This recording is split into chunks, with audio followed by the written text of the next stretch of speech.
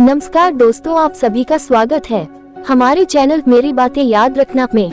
दोस्तों, आज जो कहानी हम लेकर आए हैं ये कहानी है एक चमेली नाम की किन्नकी जिसने 2 बच्चियों का जीवन संवारने का प्रण ले रखा था। पूरा माजरा क्या है आप सभी जानेंगे इस कहानी के माध्यम से। अंत तक बने रहे, कहानी पूरी तभी समझ में आएगी। तो चलिए शुरू करते हैं इस कहानी को। घर में शादी का माहौल, चारों तरफ मंगल गीत गाए जा रहे थे। इतने में ही रमेश ने अपनी नववधू के साथ गृह प्रवेश किया। आंगन में सभी के चेहरे खिल उठे। बहू घर में आई ही थी कि चमेली अपनी मंडली के साथ गीत गाती ढोलक पीटती हुई दरवाजे पर आ खड़ी हुई। रमा देवी गुस्से से खींचकर बोली, लो बस इसी की कमी थी, अभी काम क्या कम थे जो ये सिर पर आके धमक गई। मेहनत के पैसे लुटाओ इन लोगों पर, न खुद काम की है न परिवार है, बस मुफ्त में पैसे लूटने आ जाते हैं, जाहिल कहीं के। रमा देवी की बातें शूल बनकर चुभ रही थी चमेली के मन पर, मगर वह तो मगन होकर नववधू का स्वागत कर रही थी। उसकी बलाएं खुद पर लेने की बातें करके दुआएं दे रही थी। ये सब देखकर राम प्रसाद जी अपनी पत्नी रमा देवी से बोले, अरे चिढ़ती क्यों हो भगवान, तुम्हारे घर की बलाएं ही तो लेकर जा रही है। मगर रमा देवी का क्रोध शांत न हुआ। काफी देर अपमानित होकर आखिर में चमेली को उसकी मेहनत के पैसे उसके मुंह पर फेंक कर मिल ही गए। जाते जाते रमेश ने आशीर्वचन देते हुए बोला, जाओ जाओ ले जाओ पैसे, तुम लोगों का धर्म ईमान नोट के टुकड़े ही तो है, कुछ भी कर सकते हो ना तुम लोग इस खातिर।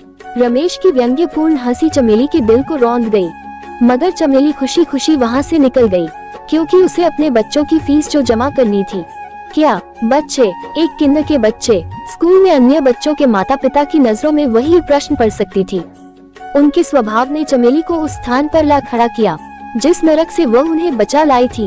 उत्तर प्रदेश के गांव से अपहरण कर लिया था। दरिंदों ने उन अनाथ बच्चियों को नाच गाने व जश्न मनाने के लिए चमेली की मंडली को जबरन उठा लाए।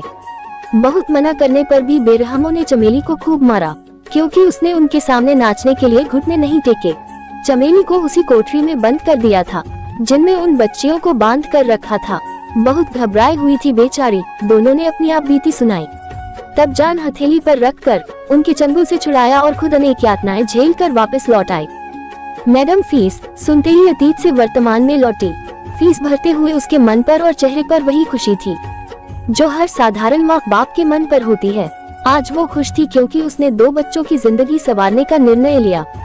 समाज में जो सम्मान उसे न मिला वो सम्मान अपने बच्चों को दिलवाएगी। कहा भी तो जाता है, संस्कार बचपन से बालक में डाले जाते हैं तो वही समाज में आपका दर्जा भी बढ़ाते हैं। उसकी बच्चियां भी बस वही करेगी। ऐसा सोच फिर चल पड़ी अपनी राह पर। 2 बच्चियों का भविष्य भी तो उसी को संवारना था ना। तो दोस्तों, ये किन्नर की कहानी आपको कैसी लगी कमेंट करके जरूर बताना, और अच्छी लगी तो एक लाइक जरूर करना। अगर चैनल पर नए मेहमान बनकर आए हैं तो चैनल को सब्सक्राइब जरूर कर लेना। धन्यवाद।